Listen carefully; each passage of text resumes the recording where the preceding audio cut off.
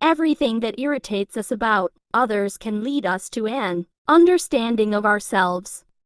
The meeting of two personalities is like the contact of two chemical substances. If there is any reaction, both are transformed. Until you make the unconscious conscious, it will direct your life, and you will call it fate. Your visions will become clear only when you can look into your own heart. Who looks outside dreams, who looks inside awakes. You are what you do, not what you say you'll do. I am not what happened to me, I am what I choose to become. Knowing your own darkness is the best method for dealing with the darknesses of other people. Loneliness does not come from having no people about one, but from being unable to communicate the things that seem important to oneself, or from holding certain views which others find inadmissible. Every form of addiction is bad, no matter whether the narcotic be alcohol, morphine, or idealism. The pendulum of the mind oscillates between sense and nonsense, not between right and wrong. As a child, I felt myself to be alone, and I am still, because I know things, and must hint at things which others apparently know nothing of, and for the most part do not want to know.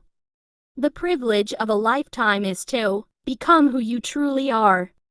The most terrifying thing is to accept oneself completely. People will do anything, no matter how absurd, to avoid facing their own souls. No tree, it is said, can grow to heaven unless its roots reach down to hell. There's no coming to consciousness without pain. People will do anything, no matter how absurd, in order to avoid facing their own souls. One does not become enlightened by imagining figures of light, but by making the darkness conscious. One does not become enlightened by imagining figures of light, but by making the darkness conscious. In all chaos there is a cosmos, in all disorder a secret order. Show me a sane man and I will cure him for you. Thinking is difficult, that's why most people judge. Mistakes are, after all, the foundations of truth, and if a man does not know what a thing is, it is at least an increase in knowledge, if he knows what it is not.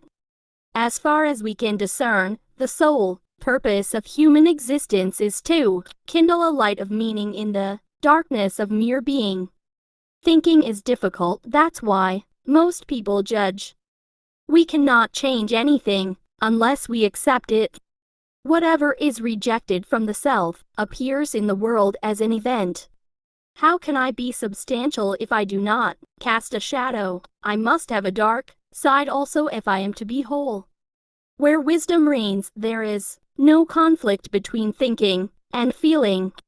Where love rules, there is no will to power, and where power predominates, love is lacking. The one is the shadow of the other. The greatest tragedy of the family is the unlived lives of the parents. The shoe that fits one person pinches another. There is no recipe for living that suits all cases. Shame is a soul-eating emotion.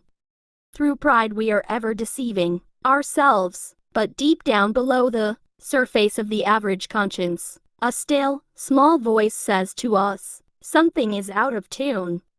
The creation of something new is not accomplished by the intellect, but by the play instinct acting from inner necessity. The creative mind plays with the objects it loves. There are as many nights as days, and the one is just as long as the other in the year's course. Even a happy life cannot be without a measure of darkness, and the word happy would lose its meaning if it were not balanced by sadness. The first half of life is devoted to forming a healthy ego. The second half is going inward and letting go of it. The best political, social, and spiritual work we can do is to withdraw the projection of our shadow onto others. About a third of my cases are suffering from no clinically definable neurosis, but from the senselessness and emptiness of their lives. This can be defined as the general neurosis of our times. To find out what is truly individual in ourselves, profound reflection is needed, and suddenly we realize how uncommonly difficult the discovery of individuality is. The reason for evil in the world is that people are not able to tell their stories. Nothing has a stronger influence psychologically on their environment and especially on their children than the unlived life of the parent. If there is anything that we wish to change in the child, we should first examine it and see whether it is not something that could better be changed in ourselves. Wholeness is not achieved by cutting off a portion of one's being, but by integration of the contraries. It is often tragic to see how blatantly a man bungles his own life and the lives of others yet remains totally incapable of seeing how much the whole tragedy originates in himself and how he continually feeds it and keeps it going. Nights through dreams tell the myths forgotten by the day. We should not pretend to understand the world only by the intellect. We apprehend it just as much by feeling. Therefore, the judgment of the intellect is, at best, only the half of truth, and must, if it be honest, also come to an understanding of its inadequacy. Every human life contains a potential. If that potential is not fulfilled, then that life was wasted. I must also have a dark side, if I am to be whole.